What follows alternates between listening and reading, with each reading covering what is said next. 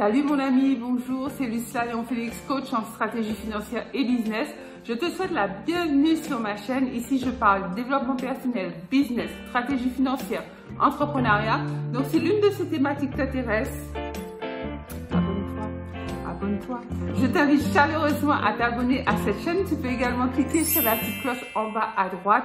Comme ça, tu seras averti par notification à chaque fois que je mettrai en ligne l'une de nos nombreuses vidéos hebdomadaires qui t'apportent du bon contenu, comme celle que je m'apprête à partager avec toi. Du contenu pour t'aider à upgrader ta vie, aller vraiment vers la vie de tes rêves, booster tes finances et surtout, par-dessus tout, atteindre la sécurité, la sérénité et le bien-être auquel tu aspires. Deuxième chose, va en barre de description. Tu verras un petit lien, un petit questionnaire facile à remplir. Une fois que tu l'auras rempli, je t'offre une demi-heure de coaching stratégique gratuit pour mettre avec toi en place tes premiers objectifs, tes premières pistes pour booster tes finances et vraiment aller vers la vie que tu veux avoir et que tu veux vivre. C'est ça le plus important. Sans plus tarder, entrons dans la vif du sujet et je propose de partager avec toi 6 différences fondamentales entre les millionnaires et les gens de la classe moyenne. Dans tous les pays du monde, on peut distinguer 5 groupes de personnes. 5 statuts auxquels appartiennent les personnes, des statuts, on va dire, sociaux. Des statuts qui vont pouvoir catégoriser les gens et dire que toi, tu rentres dans tel critère, toi dans tel autre, etc., etc. Donc, il y a les très pauvres, les pauvres, la classe moyenne, les riches et les très riches. Aujourd'hui, nous allons faire la différence entre ceux qui sont au milieu, c'est-à-dire la classe moyenne, c'est quand même la bonne grosse majorité, et les très riches, c'est quand même la bonne grosse minorité. Donc, nous allons voir ensemble 6 différences fondamentales.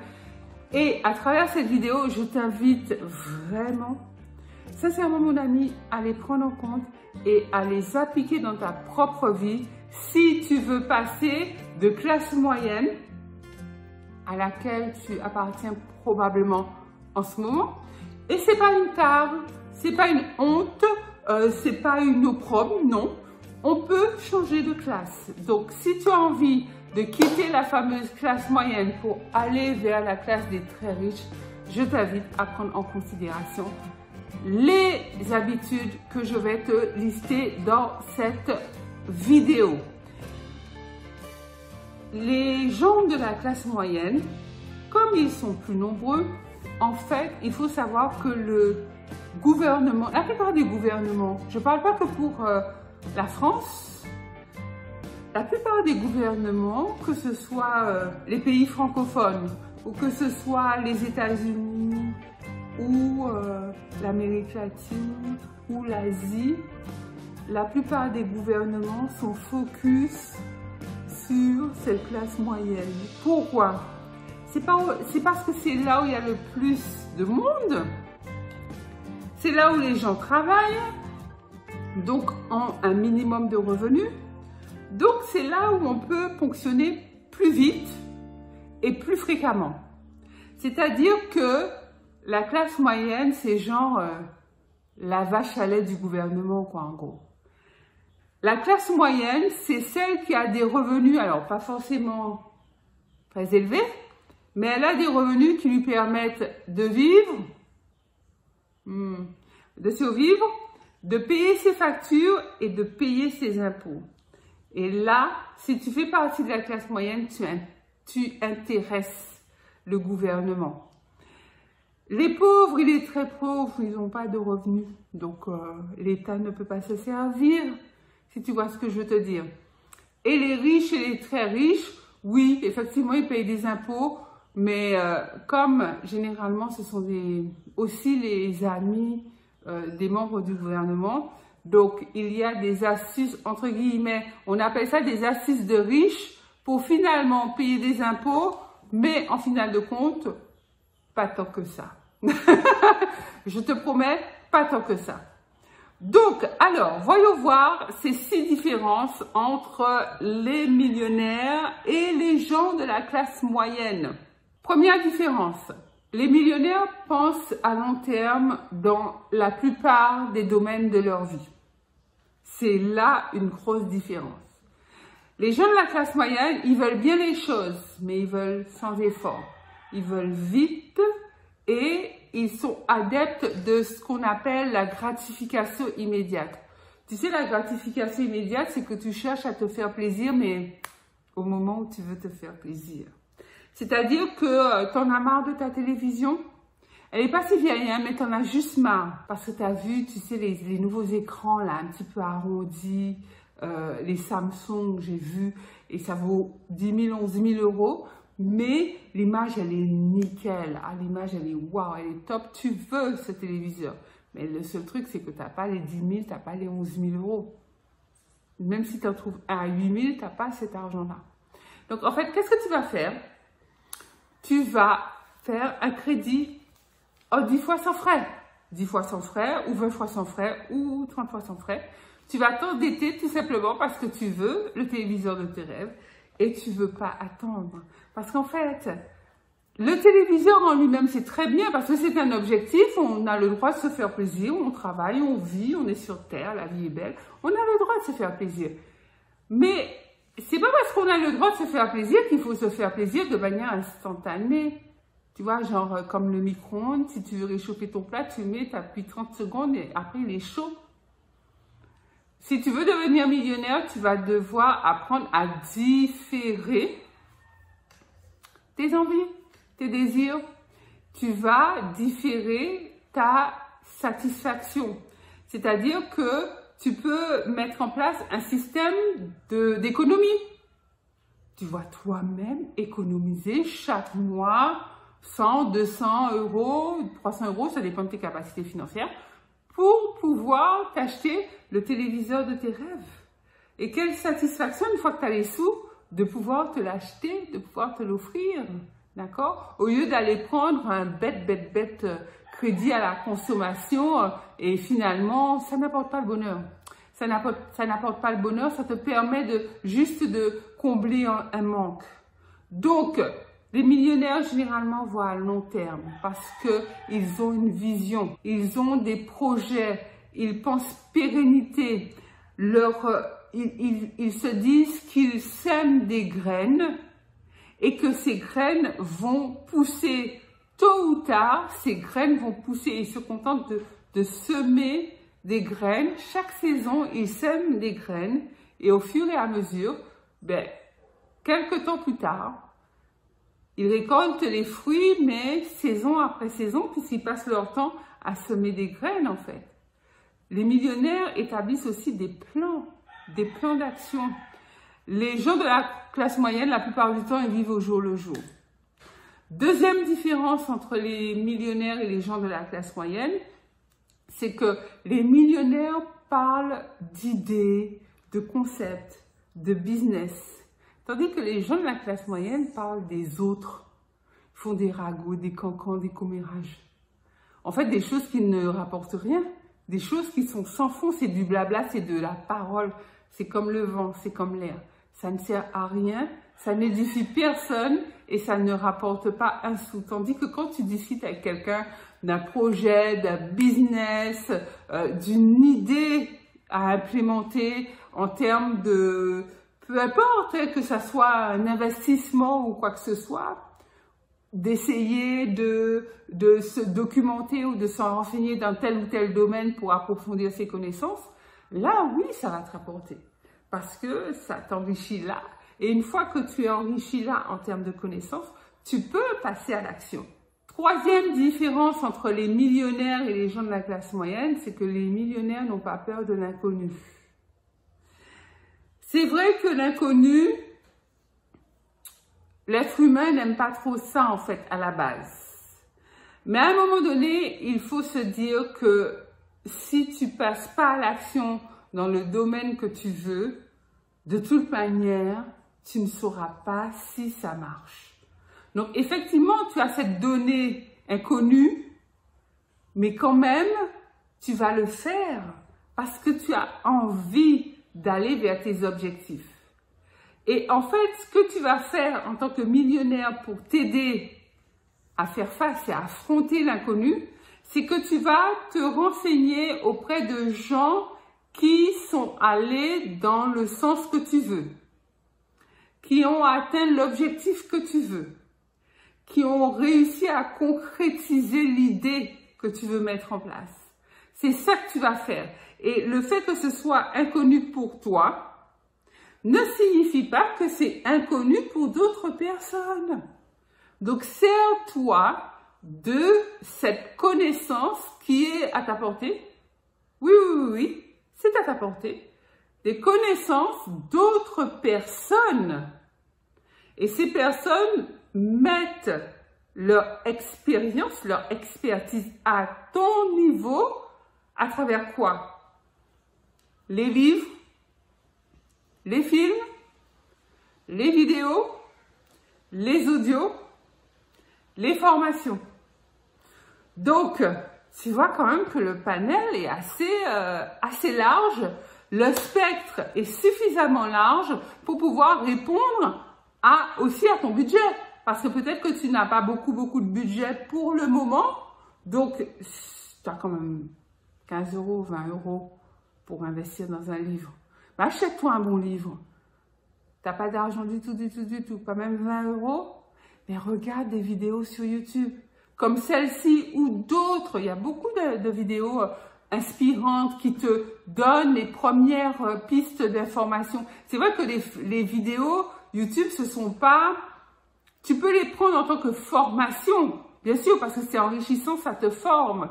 Mais si tu veux aller plus loin dans un domaine, par exemple, je te parle assez régulièrement d'immobilier, les vidéos que je t'offre en matière d'immobilier, oui, te donnent des pistes vraies, réelles d'investissement en immobilier. Mais si tu veux vraiment les implémenter, il faut aller plus loin, il faut te former avec moi ou d'autres, hein, peu importe. Mais il faut quand même que tu puisses démarrer. L'idée, c'est de démarrer. Quatrième habitude que les millionnaires ont par rapport aux gens de la classe moyenne, c'est qu'ils prennent des risques calculés.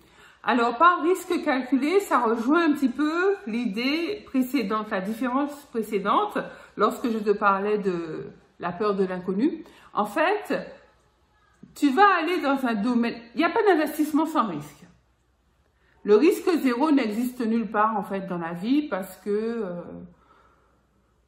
quelque chose peut tourner d'une manière où tu n'avais pas prévu. Je ne sais pas, moi, quelqu'un peut sortir de chez lui, aller au boulot normalement, et puis finalement, je sais pas moi, il se fait mordre par un chien par exemple. Donc c'est un risque quand même d'aller travailler. Oui, enfin je caricature, je suis d'accord avec toi. Mais c'est pour te dire que le risque zéro n'existe pas en matière d'investissement, mais il n'existe pas non plus dans la vie tout court. Donc comme ça au moins, on va laisser tranquille l'investissement et se dire qu'on peut investir. Alors, le risque calculé que les millionnaires savent gérer, c'est qu'ils se documentent, ils recherchent et ils se forment de manière à avoir le maximum d'atouts et de connaissances à leur avantage avant de se lancer. Les gens de la classe moyenne, généralement, ils pensent à un truc, ils se lèvent le matin, ils foncent. Non, non, non. Regarde un peu, étudie d'abord, évalue le risque et maîtrise-le en fait. C'est ça l'idée. Cinquième différence entre les millionnaires et les gens de la classe moyenne, c'est que les millionnaires aiment et chérissent la formation continue. On n'a jamais fini d'apprendre. On apprend toute sa vie, mon ami. Toute sa vie. Tu sais, les étudiants qui finissent leurs études et qui brûlent tous leurs livres, tous leurs cahiers en se disant, moi, ça y est, ça va. C'est bon, c'est bon, c'est bon, c'est bon. J'ai fini d'apprendre. Oh là là. Oh my goodness. Qu'est-ce que je suis contente. Plus un livre, plus une formation, plus un enseignement. J'en ai marre des professeurs. C'est bon. J'ai fini d'apprendre. Ah, quel soulagement. Quelle bêtise, oui. Quelle leurre. Quelle tromperie. Quelle erreur fondamentale. On ne finit jamais d'apprendre. C'est ça qui est intéressant dans la vie d'ailleurs. En plus, le monde est en permanente évolution. Et puis le monde dans lequel nous vivons, toi et moi, je trouve que c'est une période bénie. On est dans une époque privilégiée. Alors, tu vas me dire, ouais, mais Lucia, tu n'as pas connu d'autres époques. Soit. Mais je veux te dire que le monde va vite, quoi. Et c'est ça qui est super enrichissant. Quand tu trouves qu'il y a des métiers qui n'existaient pas, genre 5 ans, 10 ans en arrière, t'entendais parler d'influenceurs, d'influenceuses avant? T'entendais parler de web designer, community manager. Il n'y avait pas ça avant. Il y a 10 ans, il n'y avait pas de caisse enregistreuse, tu sais, automatique dans les supermarchés. Ça n'existait pas. Hein. Ça n'existait pas. Il y a plein de métiers. Alors, c'est vrai qu'il y a des métiers qui disparaissent, remplacés par d'autres. Et le monde évolue tellement. Moi, je te dis, moi, je fais tout pour ne pas être larguée. Moi, je te le dis. C'est mon secret. Je viens de te donner un de mes secrets, là. Je viens de te donner un de mes secrets. Moi, je fais tout pour ne pas être larguée. Moi, je me forme en permanence. Bon, pas dans tous les domaines, parce qu'il y a bien des domaines qui ne m'intéressent pas. Hein. Mais je veux te dire que je fais tout pour ne pas être larguée. Moi, j'aime ça. C'est super. Tu vois, le monde évolue. Mais pourquoi tu ne vas pas suivre cette évolution? Tu vas être largué, mon ami. Tu vas être largué. Le monde va tracer. Toi, tu vas rester. En fait, si tu ne te formes pas en permanence, en continu, régulièrement, tu vas être dépassé, tu vas être largué. Que tu aies 20 ans, 30 ans, on s'en fiche, c'est pas ça le souci. Le souci, c'est que tu ne sais pas, quoi. Tu suis pas ce qui se passe dans le monde. Tu n'arrives pas à te tenir informé. L'histoire des hashtags et tout ça, mais c'est pas vieux, ça. Hein? Et maintenant, tu peux être connu, reconnu, repéré dans des recherches, je sais pas moi, Instagram ou autre, avec des hashtags.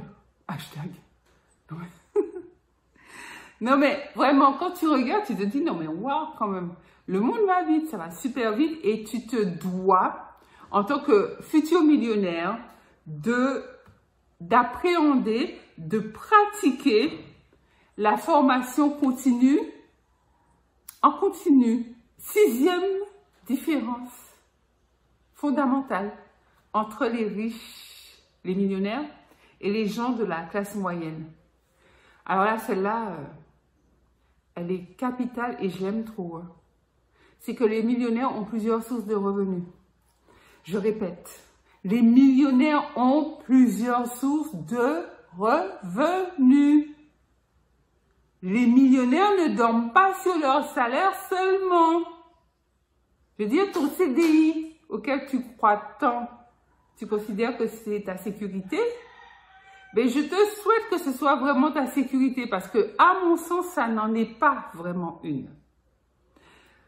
Ton CDI a de la valeur parce que si tu veux investir, étant de la classe moyenne, tu peux te servir de ton CDI pour pouvoir avoir un prêt. Il y a plein d'avantages à avoir un CDI. Donc ça, c'est moi, je trouve que le statut de salarié, il faut vraiment en profiter pour aller de l'avant et pour investir.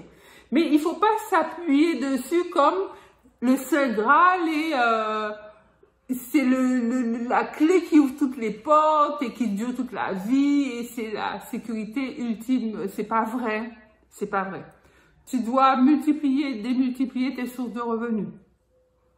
7 sources de revenus différentes au minimum. Et moi, mes clients en coaching, je leur montre comment avoir de 7 à 77 sources de revenus. Parce que lorsque tu as un appartement en location, avec un locataire ou une famille, bref, tu as un loyer qui rentre chaque mois, c'est une source de revenus. Si tu as un appartement en colocation et tu as 3 étudiants dedans, tu as de seul coup 3 sources de revenus. Intéressant, n'est-ce pas? Donc, je t'invite à y réfléchir. Voilà, mon ami, les 6 différences fondamentales entre les millionnaires et les gens de la classe moyenne. Dis-moi ce que tu en penses. Quelle est la différence fondamentale que, selon toi, tu peux effacer le plus vite possible et tu peux faire en sorte de mettre en application de manière à aller vers le statut de millionnaire, pas forcément de millionnaire, mais de sortir de la classe moyenne au moins. Dis-moi ça en commentaire, je me ferai un plaisir de te lire et de te répondre. Pense à liker cette vidéo, un gros pouce bleu, partage-la massivement autour de toi, tout autour de toi, tes réseaux sociaux. Comme ça, l'information grandit et touche un maximum de personnes partout, à travers le monde, dans toute la francophonie. Et surtout, la communauté grandit. Et tu dois faire partie de cette communauté, donc abonne-toi tout de suite si ce n'est déjà fait. C'est Lucia Léon Félix, coach en stratégie financière et business. Je te dis à très vite pour une nouvelle vidéo. Bye bye.